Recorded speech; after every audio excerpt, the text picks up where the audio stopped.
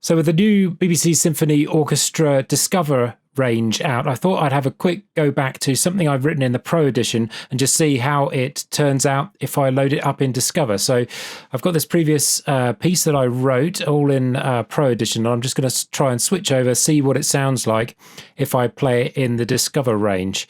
So let's just load up the plugin. I'm going to switch over to Discover for the harps, and then if I control click up here, I can switch all instances to Discover. And let's just check to see that that is true now on all of the instruments. So we've got the cymbals, we've got the glockenspiel, tubular bells. So all of the tracks here that I have now, I've got moved over to the Discover range. So what I'm going to do, just really quickly, I'm going to bounce this down in the Discover range, but I'm going to do a playback, and I'm going to switch between the Pro Edition playback and the Discover Edition, just so you can kind of hear any sonic differences between the two, and we'll see what that turns out like.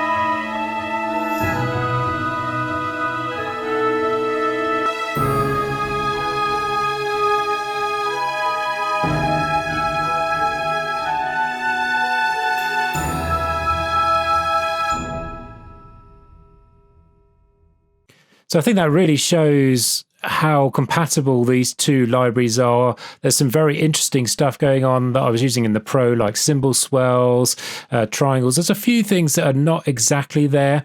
I think the biggest section you can see actually here from the recording, this is the Pro and this is the Discover range. When it got to these trills here, they were not quite working. They were maybe a little bit loud compared to what the Pro Edition did, but it still was certainly a reasonable representation of what I'd actually orchestrated in the original Pro version, enough that if I was to send this to somebody who only had the Discover version, they'd be able to play it back, no problem at all, and still get a very good gist for it. So very, very powerful tool, this being able to switch between the Discover, the Pro, and the Core editions as well.